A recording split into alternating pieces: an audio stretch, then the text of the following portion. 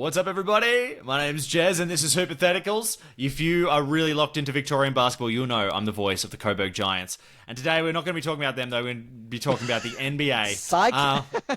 Yeah, if you want to learn more about the Coburg Giants, go to their Instagram page. You'll see me interview some of the players. Some pretty fascinating topics there. But, of course, if you're watching this on YouTube, you'll see that I've got a co-host, our hot take machine, Tom, the hot take machine. Nixon, what's going on, my friend? Oh, mate, I am so excited for our playoffs round 1.5 heat check. I've been watching just a bad amount of basketball, and, it's taken a personal toll on me. It's taken a relational toll on me. But it's the price you have to pay when you have a podcast as successful as this one, with the amount of correspondence that comes to us via email, letters in the mail, smoke signals. I've just got to answer everything and everyone. So you can't do that if you're just watching one game here or there. And I'm certainly not doing that because we take it seriously around here, mate. But I'm good. I'm reeling a little bit. We're deep in this first series with the Pacers. We're going to get there. This is an important one. This is one of our more important check-ins. Let's get into it. All right, everybody, put on your safety goggles and shield your eyebrows, because it's time for a heat check.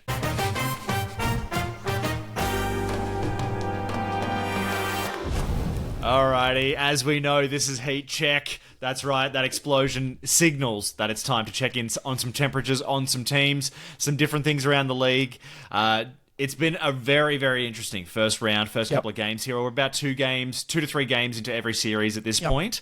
First round. So, Tommy, did you want to kick us off? What did you want to check the temperature on there? Yeah, I want to check the temperature, actually, not on a team so much as an individual player. Okay. Because this man, we know Stephen Curry for his three-point shooting. What I've just noticed in this first round is Stephen Curry's three-point shooting through what could only be described as consistent flagrant one fouls. I don't know if you've seen, this man is getting abused on the perimeter and is still chucking up the most incredible shots. It's been phenomenal. I've been watching the Rockets Warriors series, and this man is just getting nothing short of punched in the face basically every time the ball gets to him, and even when he's off ball. So he's hot, man. He's like scorching it from 3. I've basically got him at a tight simmer, at least 90 degrees. So I wanted to heat check that first up.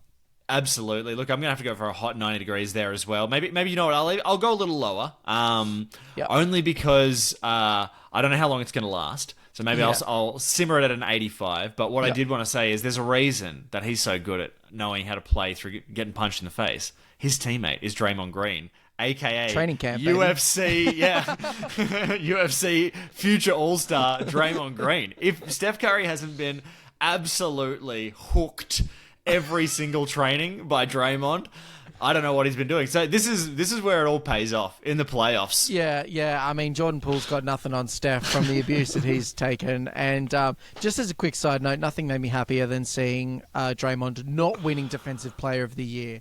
Goodness gracious. Though I do think it should have gone to the Great Barrier Thief, I'm just happy by virtue of, a subtraction that Draymond didn't get it. So anyway, enough of that. Absolutely. All right. Well, Tommy, I wanted to get your thermometer reading on something a little different. Again, it's not a team. It's not a player even. It's home crowds this playoffs. Now, I wanted to highlight a few where I actually think the home crowds are really having a bit of an impact. Number 1 was the Clippers today. I don't know how much you saw of it, but the energy in that stadium was absolutely wild. Ben Simmons would throw just a regular chest pass, and the crowd was about to explode. Well, I don't know if this is some silver tinfoil hat situations, but I heard this the other day. My thermometer reading, shall we say, is actually maybe not as hot as you think, because they pipe in the sound to the Clippers arena. Did you know that? It's actually... So, yeah, it's loud whether there's people there or not. They pipe in the sound. But yeah, obviously it's still hot. So, it's piping hot, mate. Piped in hot. Yes, piped in hot. So Yeah, okay, that's fair. That maybe reduces the simmer a little bit, but I just wanted to highlight another one today was Detroit. This is on the Detroit, New York. I think they both got amazing home courts here. But Detroit, it felt like, if there was a real fight to break out, I actually felt like the entire fans were going to come down and just start swinging. They're just happy to see a playoff series, I think. And, it's funny, Detroit really has the generational curse of the Malice in the Palace. And they like it. They're not even dirty about it. They're like, yeah, that happened. It'll happen again. Yeah. You know? So, yeah, that's a hot, I reckon that's a boil, I reckon. Yeah. I wouldn't want to be pissing them off. Anyway, no. Tom, do you want to take us to your next heat check? Yeah, I wanted to heat check someone who, another individual, this man is always running hot, and that's Joe Mazzoula. I don't know if you've seen, mate.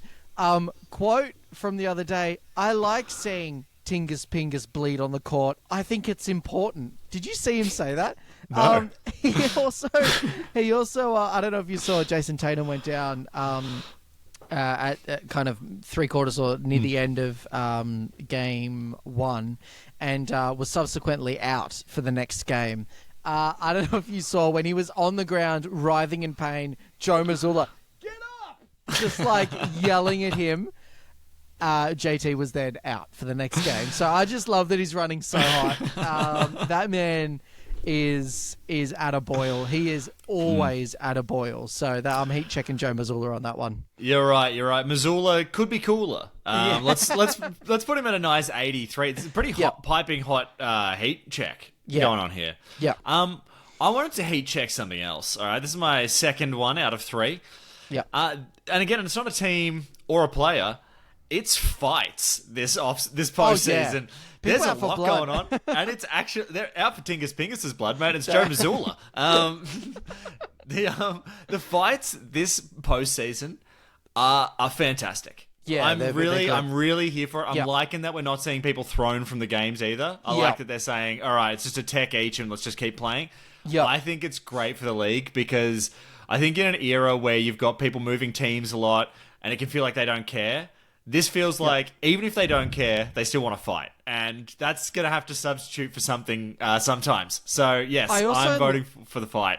I also feel like the refs are kind of smartly managing the conflict as well. Like, I don't know if you've seen, but they'll usually tee up some fringe players and not necessarily the people who are in the middle of the conflict. Because it's kind of like they don't want to martyr those people. You know, they don't want to stoke the fire. So they'll just, like, tee up like, you know, the dude who comes in as Gary backup. Trent Jr. Yeah, exactly, Gary Trent Jr. They'll tee him. Also, Bobby Portis weirdly has been one of the more chill dudes as far as conflict's concerned. 30 degrees. Yeah, I'm heat checking Bobby. He's been pretty cool, actually. Those eyes aren't so crazy. We'll see game 3 tomorrow, but new medication, mate. Yeah.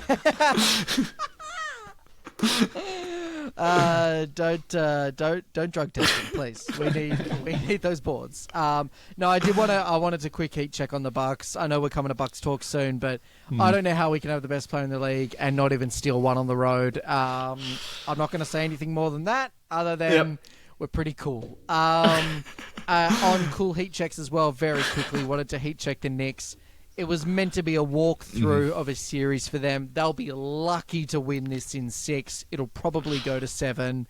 And I also feel like, as far as moral victories are concerned, they've already lost. So they'll probably win the series, but this series is making Cade Cunningham into a superstar. So they've essentially lost the series, and they're going to be so beaten up when it comes to the second round. It'll be a basically layup for the Celtics. So... yeah, those quick heat checks for you. Yeah. Well, I mean, just staying on the Pistons really quickly there, and the Knicks. How about Schroeder? Every playoffs, he just turns into some other player. I don't know what's going on with him. He's locking down everybody out of nowhere. Yeah. Everyone seems to not like him, though. I think the man's played on 9 teams in 8 years. Yeah. It's like you kind of need to hold him for 3 months. He's good, and then you kind of want to dish him. Yeah. Yeah, he's the perfect trade piece, but he's actually been kind of balling for Detroit. So, I don't hate it. I kind of like their gritty approach, and I don't mind them take down the Knicks. I don't hate that. Yeah, me either. Well, the last thing that I wanted to talk about, Tommy, was just a trend for this postseason, and I want to get your thoughts on it. Yep. It's where we've got a couple of playoff series where it's veteran teams versus young guns, and I just wanted to get your kind of thoughts on them. So we got Lakers, Wolves, Warriors, Rockets, and I would probably put Bucks, Pacers into that kind of category as well, in my opinion. So how are you finding those sort of series as opposed to a bit more like a Grizzlies OKC? Yeah, I really enjoy the seeing the test that goes through young players. I think that the NBA is unique in the sense that you kind of have, I think we've said this before, you have to be blooded in the playoffs to get far. But I don't know, that tide might be turning a little bit. Like, the Rockets have got a pretty good chance to knock off the Warriors, who obviously aren't at full strength, especially with Jimmy out. Again, we'll get to the Bucks soon, but the Pacers are almost quite probably going to beat them. So youth, we've been saying this all season, just in general, like young legs, the league's getting younger. So as much as playoff experience matters and being blooded matters, young legs being willing to do deeper rotations, I think really helps these younger teams.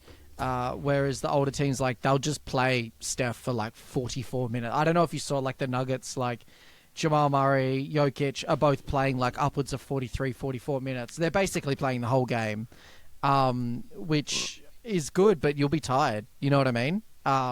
So I mean, dude, it's because when you sub Jokic off, you're putting DeAndre Jordan on. Yeah, I saw that. Like, I didn't even know he was still in the league. I didn't know he was still in the league either, actually. I saw that as well. Crazy talk.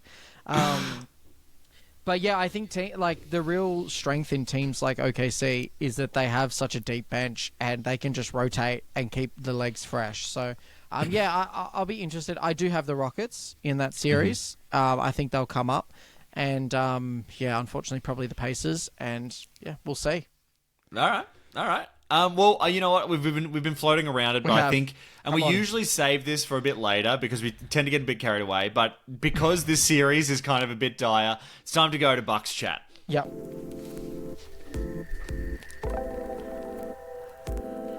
And again, for everybody watching this was the only animation that had a buck on it that I could download. So that's why we are now in this absolutely soulful, sort of relaxed Bucks chat, but it's not a relaxing environment. It's not relaxed at all. No, I'm stressed. Yeah. Yeah. So let's just see. Let's sort of get a lay of the land here. It's 2-0. Indy's up. Yeah. There's a lot of, if you're going online, a lot of Doc Rivers chat. Lightly put. You know. I saw his face superimposed over Osama bin Laden's the other day, so I don't know if you saw that meme. Just a taste of what the Bucks subreddit is looking like these days. Yeah. Not a great sign when that sort of stuff starts happening. Tommy, I'm going to throw it over to you. I'm going to dish you here. How are you starting? Like, what are your first takeaways looking at this? We're down 0-2. Yep. I mean, just the last thing I'll say before I throw to you is that I did see online that someone said you got to lose 2 for Bucks to win in 6. Come on. So I saw that too, and it's facts. And I'll be returning to that comment a bit later. Okay, great. But look, if you're not a delusional Bucks fan, why are you here? And you're right. The series doesn't actually start till someone loses at home. We lost the first 2 games in the Brooklyn series in our finals run, and also in the Suns series. So and let's be honest, when you have Giannis, who is healthy, you always have a chance. And we have Dame, who's come back a little shaky, but he honestly didn't play that bad. So we totally have a chance. We won't get into the issues yet. I'm still optimistic. I think that we will. This will easily go to 5 or 6 games. We'll win 1, if not both, at home. We may lose 1 at home, which will put the pressure on us going back to Indy. But it'll also put the pressure back on Indiana. So. I still think that we can make a series of this. I'm not losing hope yet. Doc has shown a willingness to make adjustments more than Bud, which isn't saying a lot, but he has showed some kind of willingness. So with that being said, why don't we talk about the defense, then we'll talk about the offense. Wait. Before we do that, I think you were onto something here, Tommy. Let's talk about, do you have any positives that you've got so far? Okay. Let's start positive, and then we can jump into what problems we're looking at. positive is Giannis is absolutely cooking. Mm-hmm. Like, he's having a phenomenal he's playing better than he did in the regular season. Like, he's at playoff basketball. Mm-hmm. Positives, Dame's back. Mm-hmm. And wasn't a wash. Like, he wasn't his normal self, but for someone who's just come off a deep vein thrombo, he's throwing those up, and they're going in. He had a couple of absolutely cash threes, which is huge. Mm-hmm. So that's positive for me. Other positives. Well, I'll throw one out at you. Yeah, please. Bobby's looked good since he's come back. Bobby's look great.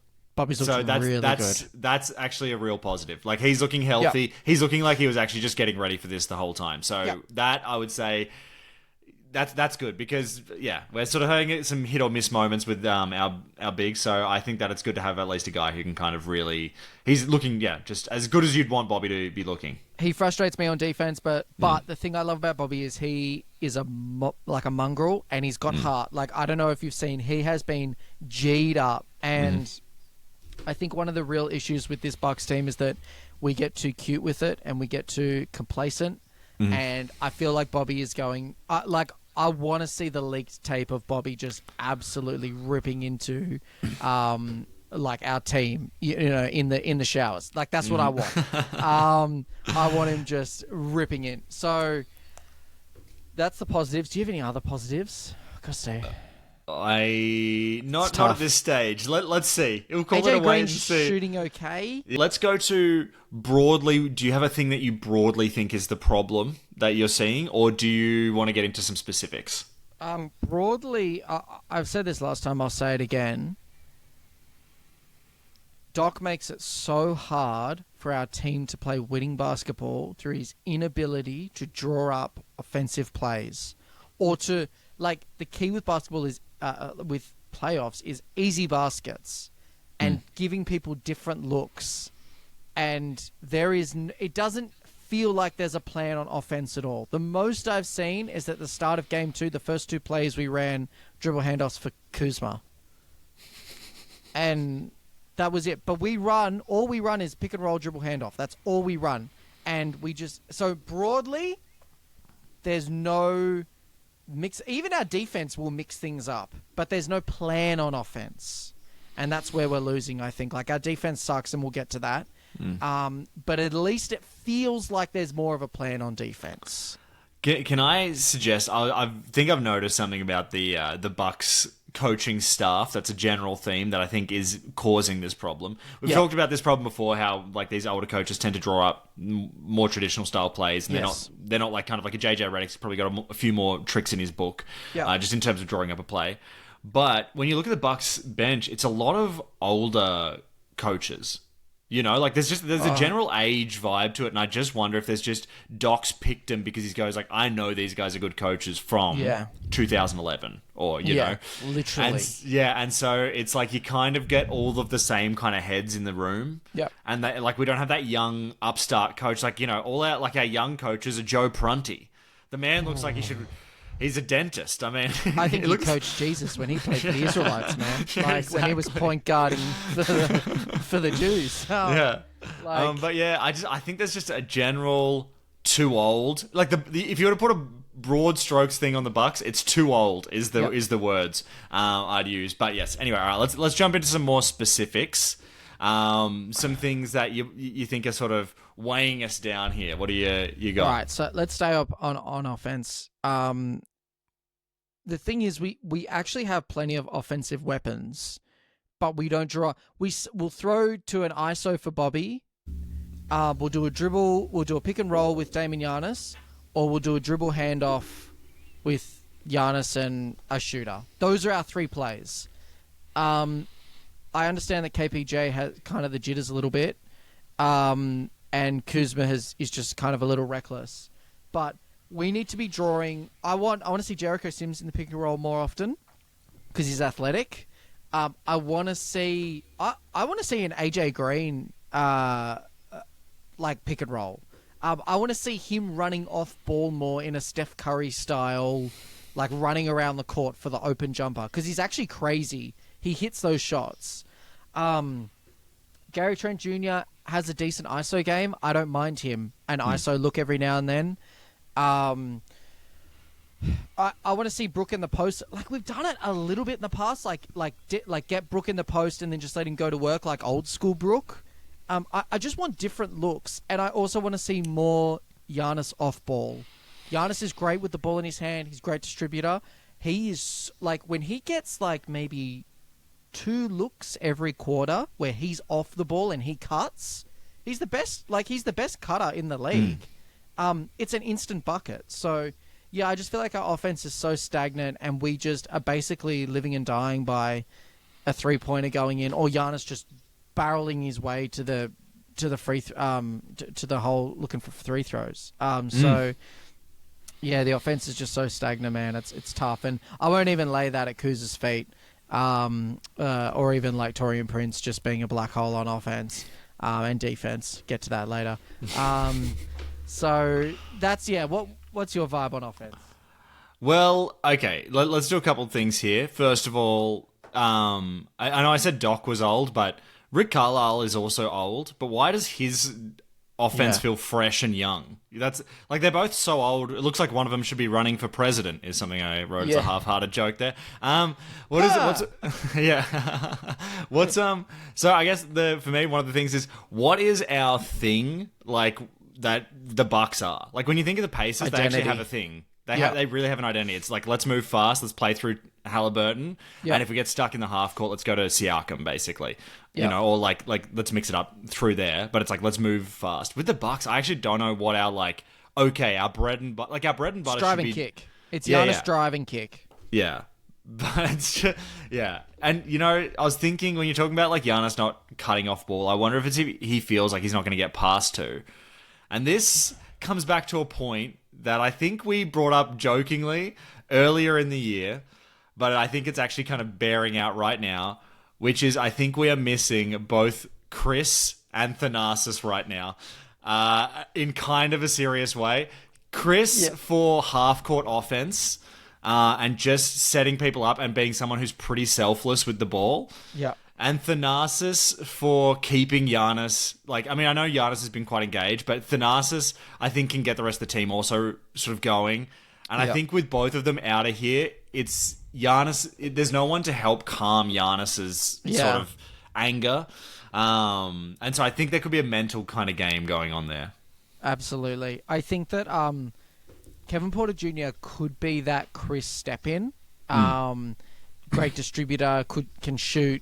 Has a great driving game, but it's like his first playoff series, so and he's still so young, so it's kind of like he's too green to play that role at the moment. And Dame, honestly, I feel like he's just fighting for his life, just trying to be out there. So it's hard, and like Giannis is putting up monster numbers, but no one else is. So yeah, look, and on defense, man. We actually have this is the thing that annoyed me. I thought all season that it was age, that we were too old, too slow. And the most depressing realization has been we have gotten so much younger and we're playing as bad defense. And what I've realized is that we have no defensive identity. We are going, man, I don't know how many times I have to watch a pick and roll with TJ McConnell. And they fight over the screen. He never shoots threes. Why are we going over the screen on TJ McConnell? Why do they leave so many people open for three? It feels like they select 2 or 3 people on the opposite team every game we play and go, yeah, we'll let them shoot. But the issue is they're NBA players. If anyone's open in the NBA, anyone, even Ajax, they're going to cash a 3 eventually. Brook is just getting punished. He has a couple of good blocks, but they are just picking him out. I don't know if you noticed this as well. They're actually picking on him more than they're picking on AJ Green defensively. I actually saw a few times they put Siakam in the post with AJ Green. Held his own, Siakam had to pass out.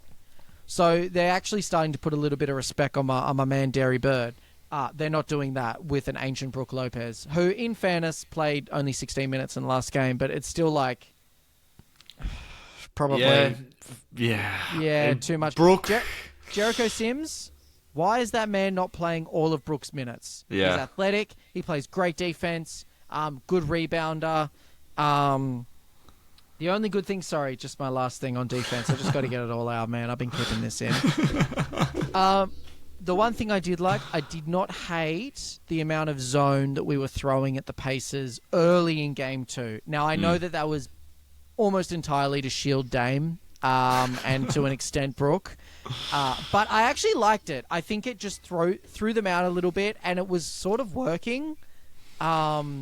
We actually can play man-to-man defense on this team, but with no Ajax, limited Jericho Sims, and then, people get like Brook getting, and even Torian Prince just getting absolutely punished in the pick and roll, then, the zone isn't a bad option. So, sorry, man. You go. I talk too much. Damn. No. I mean, I really didn't have anything else, so I think that's got us covered, honestly, for the Bucks. Let's hope they can turn it around. I do feel like this series, though, if I was to say one optimistic thing about how I feel about the Bucks, this to me does feel like A, Giannis can go up a level, and B, I think that this feels like to me a series because Rick Carlisle's also an old coach. If the Bucks can figure out something to slow them down off the fast breaks, they're not always in that fast break mode. Yep. If we can somehow stop that from happening and we can make it a more half-court game, I think that's where we're going to have our best chances. Yep. And if there's some adjustment that we can make that helps facilitate that, then that's, I think, potentially a sort of series swinging move. But we'll have to see, man. Pacers have been playing the same game plan against us for like 2 or 3 years now. So you're right. If we just slow them down or just like find one little like chink in their armor, then I think that they'll struggle to adjust because they haven't had to adjust. They've played fast, pass out, open three, or go for a dunk, and there is opportunity there for us to take advantage of that. There's part of me is like, do we take, like, I'm almost wondering if this is something where we go a bit smaller and we maybe bring Brook off the bench or something, or seriously, just anything, because like I think with Miles Turner it's a bit of a negated, like they're both kind of the same thing, except Miles is more athletic. So why don't wait till they have their backup center in and then bring Brook in? Like I think we have to kind of be thinking of that kind of stuff at this point. Or even just have Brook start and then sub him out a couple of minutes in and then just use him really sparingly. I don't know why we don't play small ball. Like go full Rockets, 2019 Rockets or whatever it was, and just like throw up some threes, see what happens. We've got shooters. We've got some really good shooters. Yeah. Giannis doesn't want to play the 5. That's the issue. But I don't know. Oh well, let's. We're heading. Do you think we can win? Are you confident? Like, do you think that we can win? I do, but the thing that makes me think we're not going to win is Doc Rivers. Like, I think we have the talent to win. I actually think we could beat him, but I just don't think that Doc. I just have no faith in him, to be honest. That's that's the thing. I'm out of faith with him. It really is coaching. I've thought about this as well. Yeah. Like it's straight coaching. There is a lot of times in the NBA where you're like, I can't really lay that at the coach's feet. They just miss shots. You know what I mean? Like the play was good. They drew it up. I'm thinking Spoelstra. I'm thinking Steve Kerr, Michael Malone. These are great coaches. You know what I mean? Speaking of Malone, mate. We'll get there in a second. Yeah. Great coaches. But if their players miss the open three, or if it doesn't work, then it doesn't work. But with Doc, it's just like, what's harder for you? Just as a last thing, Bud or Doc? Like, really, where are you at with that? That's a really good question. This is like the same issue. Yeah, it's the Julius Randle versus Kyle Kuzma, except Randle's actually playing well now. Dilemma, but I think with. You know what it is? I actually think I prefer Bud, and the only reason is, and it's hard, the only reason is I know how Doc is going to break my heart. Like, I already know the exact way it's going to happen. Whereas with Bud, there's the weird game where, like, Bobby Portis has 28 under him, and then all of a sudden the Bucks kind of, and there are games where the Bucks look good. I just feel like the stops and starts with Doc's coaching have just been so scream at the television frustrating. That, and I mean, look, I'm no Bud supporter. I think that I was very critical of him. People can go back through the archives, but I know how Doc's gonna lose us a series, and I'm watching it in real time, and I feel like I'm doing that Doc gif face where it's him staring, like watching his team come, like the other team come back from 3-1, and he knows he has no adjustments. It's just, I feel like I just can't do it. I knew it was coming the entire time, and now I feel like I'm kind of watching it. We had seasons where we would have 20-point blowout wins under Bud. Like, it worked. And he just thought, I'll just keep pushing through in the playoffs. And it kind of worked. The thing with Doc is, it just doesn't change. And you're right. If he does the reverse card and we come back from 3-1 or we come back from 3-0, we're going to have to do an emergency pod. And we'll leave it at that. There's the thing with Doc is like I feel in no series do I ever feel comfortable. Yes. Like we could be up 3-0. Yep. And be up 10 points in the fourth quarter with five minutes left, and I am afraid that it's going to go to a 6 or 7 game series. Yes. So anyway, what about you? Are you Doc or Bud, do you reckon? Like I said before, with Bud, we at least had seasons and seasons of being, first, second, third seed where we won. We did win a chip with him. He was really frustrating, but you could kind of see why he stuck to his system because it had worked for so long, and there was real buy-in with the team, and you could tell. With Doc, if you think about it, there's actually been no period of consistent winning. We had an 8-game win streak at the end of the season. We've had a couple of 4, 5, 6-game win streaks where we've looked okay. They always seem to be in spite of Doc, where people just go nuclear. I just haven't seen that winning basketball, so I have to pick Bud. And that's really, you're right, it's not revisionist history. I was very critical of Bud. He had to go. We won in spite of him. We probably could have gone back-to-back if he was a better coach. We probably could have won in 2019. The 2019 chip, we could have won that if it wasn't for him refusing to coach against the wall. So, anyway. All right. Anyway, all right. Well, let's... Yeah, look, that's enough. Let's go over to a positive. Shots fired is usually a negative, which is our next segment, but it's actually going to be a bit of a positive this week. So let's go over to our segment, Shots Fired.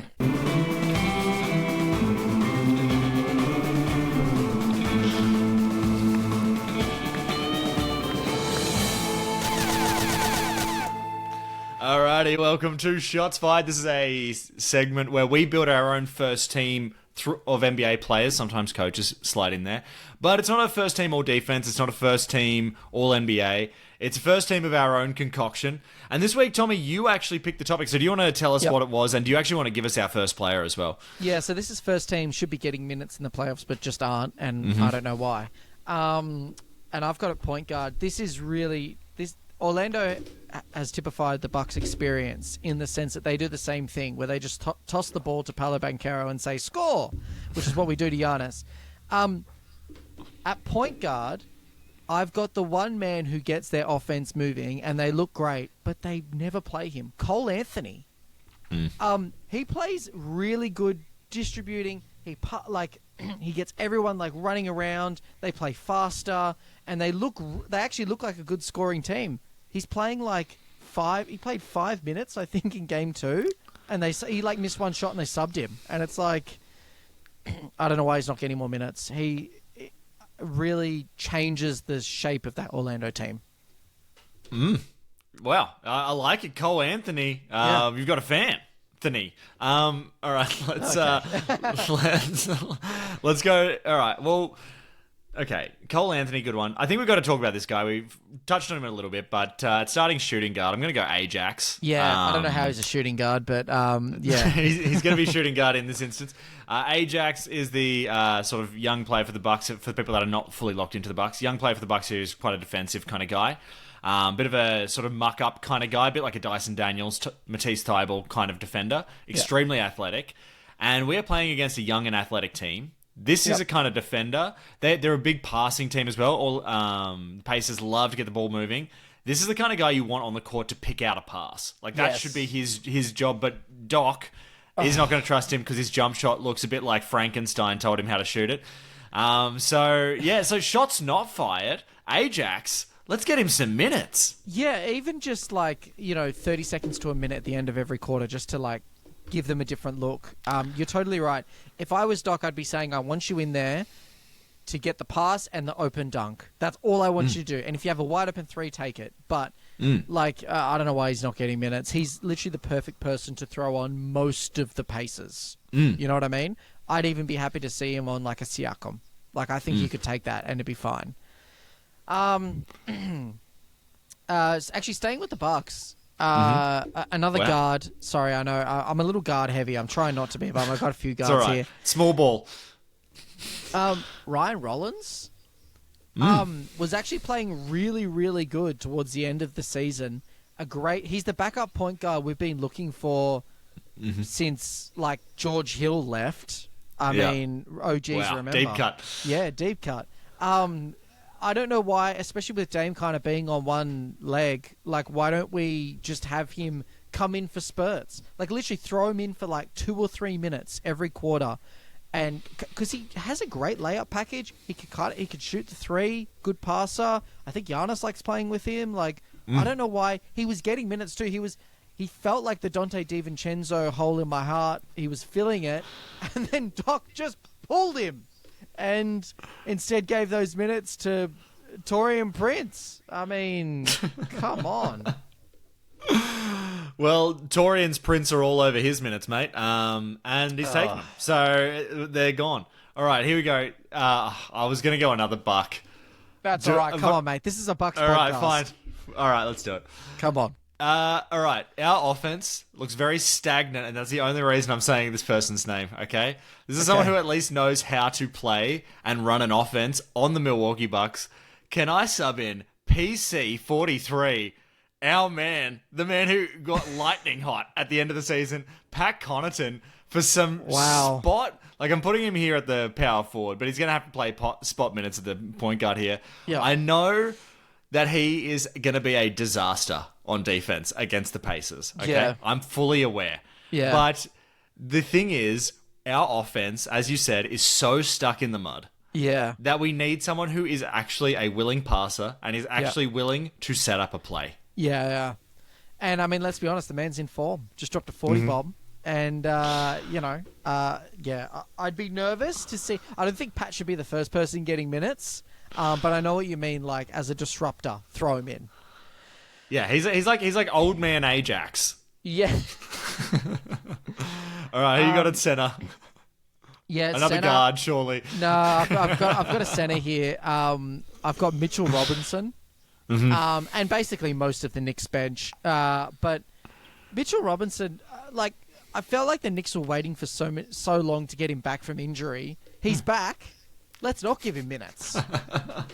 He's still young. He rebounds well, sets a good screen. You're not going to get many points out of him, but that's kind of what Cat's for. So, give Cat a breather, get him out there as a shot blocker. I just don't understand why he's not getting a run. They've literally, the Knicks organization has banked on this dude, backed him for seasons of injury.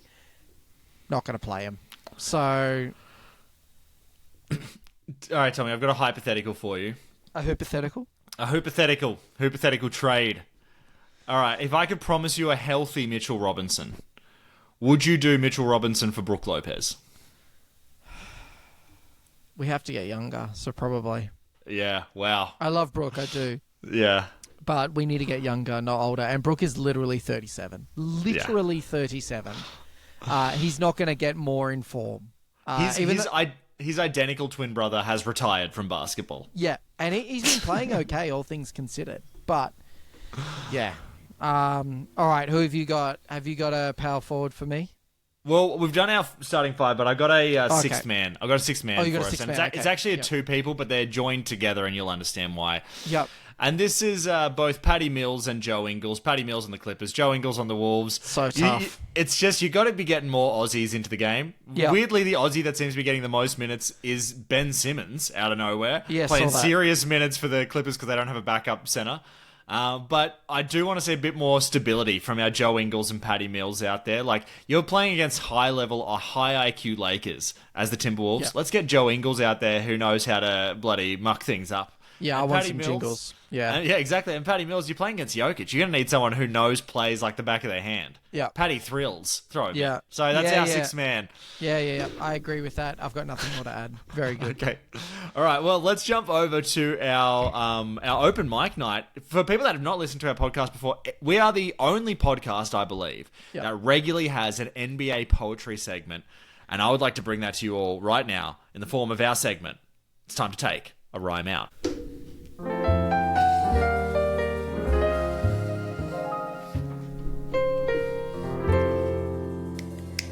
Alrighty, welcome everybody to Rhyme Out, the Hoopatheticals open mic night where we both do a basketball-themed poem. Now, it could be about players, could be about coaches, could be about teams, could be about fans, could be about anything here. So I'd like to welcome our opening act. Yeah, you're now getting to be the opening act. I'll be the headliner today. I've just decided.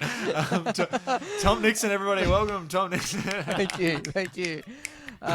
Well, yeah, good to know that I'm permanently on the ticket to support the main headliner of this rhyme out. Look, it'll come to no surprise to our devotees to the podcast that this is another poem about the Bucks. This one is in memorandum to our offense and to our postseason. RIP us. Look, it's not over till it's over, but we'll just see how we go. I haven't said this out loud yet, so we'll see how this goes. That's the best kind of rhyme outs, I think. Yeah. Small ball, run and gun, even triangle can be lots of fun. These are a few of my favourite things. Unknown to Doc are these offensive schemes. Instead, what is it to that which he clings? Let me spell it out, let me break it down. There is only one thought that occupies this man's crown. Give the ball to Giannis, give the ball to Dame. Force them to do acrobatic shots to try and win the game. Occasionally he'll run the pick and roll. There's always plenty of dribble handoffs. Seriously, too many. And parentheses. And I know it might seem rich of me to scoff, as this couch coach sounds off. Unfortunately, there is one coach who knows all about this. Coaches the pace, first name Rick, last name Carlisle, makes me sick. The only hope we have is that Doc listens to this, makes even one adjustment. Please stop starting Torian Prince. We're down 2-0. I haven't lost hope. But you must lose 2 to fulfill the Bucks in 6 trope. Thank you. Fantastic. Yeah. Fantastic. Yeah. You said it before, and I put it in poetry form. Yeah. No, you had that one so nicely lined up. I accidentally stole it and destroyed it earlier, but you've nailed it there, and you've landed the plane very nicely there, Tommy. Thanks, mate. And I love that. I love that each week I'm wondering if you're going to go off piste and not do a Bucks one, and then every week you surprise me by it's like rock paper scissors where you always go rock. You know, it's like you always think it's like keeps you on the edge. Like, is he going to go paper? No.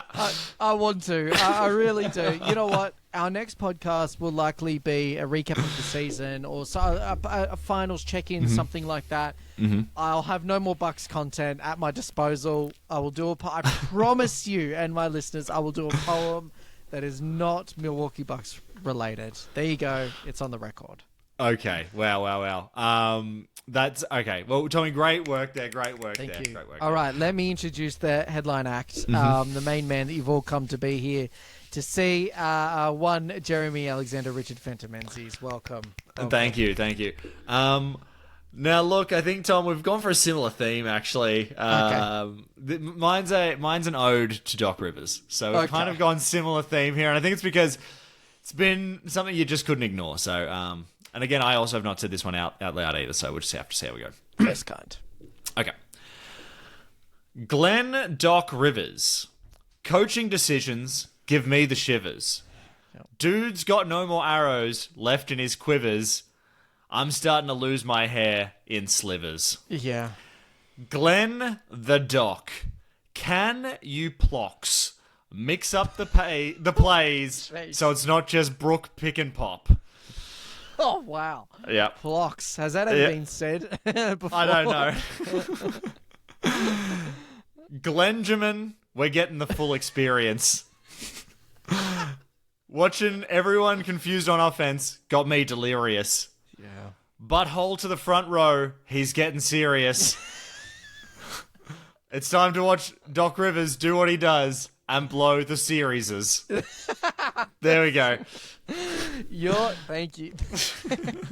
Your ability to shoehorn in a rhyme on a word is unmatched. It's the never give up attitude that I like to exhibit. I say the word and I just I make it fit. I also want to do a quick redacted just while we were talking. It's prompted. It's gonna be an under 30-second redacted. So everybody, this is our conspiracy theory segment. Redacted. Yep.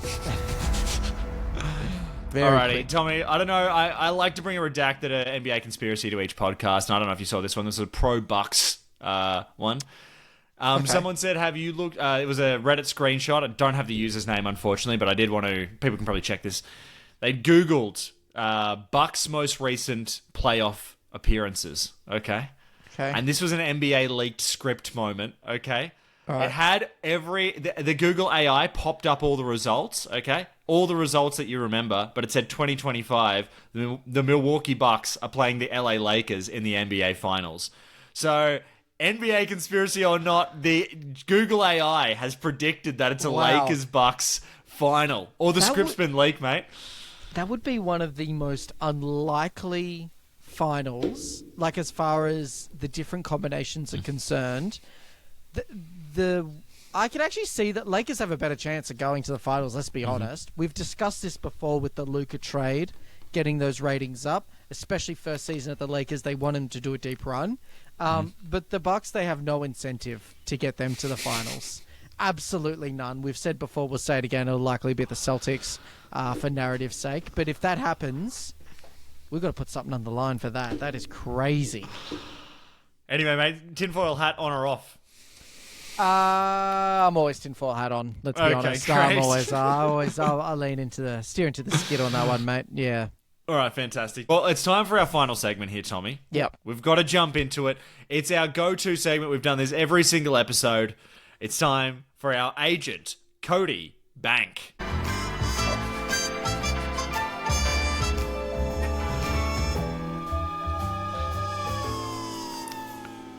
Alrighty, this is Agent Cody Bank. This is the segment where we both have 45 seconds to act as the agent for an NBA player, coach, team, owner, whatever. Yep. But the only problem is we don't know who that person is that we are trying to get the bag for. We are trying to get this person paid, but we're going to find out the second before we have to do it that we're going to do it. Now, we have 45 seconds. It's an elevator pitch. Oh. And so, Tommy, do you want to give me the name first, or do you want to be the agent first? Yeah, look, I know I'm usually not the headliner here, but for the sake of just mixing it up, I will give it to you first. Okay, great. This one is going to be a layup, I think, for you, because fantastic. I think you know who should be the person paying this man. Who would be the organisation willing to give this man the bag? He's recently been put on the market. We mentioned him before. Can I please have a 45-minute elevator pitch for one Michael Malone? This is the easiest one you've ever given me, Tom, so I appreciate that. Michael Malone, he's not going to be home Malone for long, is what I'll say. There's a lot of teams that are absolutely kicking their coaches to the curbs, and if the Bucks aren't in that list, I'm going to be really disappointed. Yep. This means that Coach Malone is going to be sitting on a gold mine heading into whatever team. Like, if you want the Denver Nuggets, if that's meant to be a gold nugget, well, this dude's about to be having gold nuggets coming out his ears. Yeah. The thing is, he's coached Jokic and shown he can actually run a system with a superstar. Okay? Yeah. That's not heard of in a lot of places. He can obviously do small market, but is it time for him to go big market? Honestly, the world's this man's oyster. He's going to coach any team he wants. Coach Malone, you are my sliced alone in that you are the Rocky coming back to win this fight. Yeah, I want him to come to the Bucks so bad, man. Can we fire Doc now and bring him in? Like, I mean, I'm half being serious. Please, I would love to see that happen. I never actually thought about how much leverage this man has right now. Like, he is sitting on some serious capital, and yeah. So I'm thinking a 5-year, $50 million. You know what I mean? Like, they're just going to throw money at this man. Good. Thank you. All right. I'm ready. Let's go. All right, a headliner for the Agent Cody Bank here. Tom, you gave me a bit of a layup. I'm going the opposite. I'm giving you a 3/4 court heave here. Okay, all right. This person didn't have a great season. Potentially, if they were to do an award for worst of this position, they may get the wooden spoon. It'd be up there. Tough. I am asking, how are you going to get the bag for one GM of the 76ers who currently has Joel and PG still on the books for the next 3 years? It's tough. Very few draft picks. Darryl Morey, get that man the bag. Here's the thing, mate. They've got awards for MVPs. They've got awards for most improved player. And I've got a man who is just prime for most improved. He's shown the ability to draft well. He's shown the ability to attract talent to a team. It's not his fault that his players got injured and crapped the bed. He knows how to construct a roster. He knows how to offload players. Everyone wanted Tobias Harris gone. He got rid of him. He knows how to move pieces around. It's not his fault that the 76ers landed on some bad luck. So, you know what? If there's an enterprising... He can deal in big markets as well. He can deal with the heat. 76ers, it's hot down there. It's a hot heat check. So he can deal with the pressure, send him to the Suns. They need all the help they can get him in the sun out there. It's not even that hard, to be honest with you. I like that you get him to the Suns. Man, if he was at the Suns, it just feels like you're adding two terrible situations right together. But well done, Tommy. You've done well there to secure in the bag after what was potentially one of the worst seasons by any team there. Yeah, definitely. Pretty next tough. to Nico Harrison, I'm actually surprised he didn't go that way. But wow. All right, well, Tommy, we're about halfway through a couple of these series. It could be, starting to get into that halfway point. Did you have any final things that you were sort of wanted people to keep an eye out? Anything else you wanted to leave people with? Yeah, I think weirdly the Rockets are going to actually be kind of scary in the postseason. I can see them. It'll be a hard-fought win, but I think they'll beat the Warriors, and then it'll probably be like Wolves, I'd say, where they have an outside chance, I reckon. So I think they're a little bit of a sleeper for a conference finals. As for the East, yeah, I don't know. Pistons maybe take the Celtics to maybe 5 or 6 game series potentially. So those are my dark horses. What about you? I think this is going to be one of the most exciting first rounds in a while. There's a lot of rounds that feel like Western Conference Finals, Eastern Conference Finals, or even sort of second round things. So I think this is just a great thing to kind of watch. It's really exciting to have the league be actually good. And all the bad teams are finally out, and there's just a lot of good quality basketball left, other than the Grizzlies in general. But good for them today. Tough. But yeah, no, I mean, I think it's just exciting. I think this is going to be a really good playoffs, and I think that I think that we could have 3 or 4 7-game series in the first round here. Yeah, likely. You know what I mean? Yeah. So I'm everything to play for. I hope the Bucks are in that 6 or 7. It's the best we can literally hope for right now. So yeah, mathematically, yeah. Yeah. But other than that, Tommy, great to catch up. As always, Finn.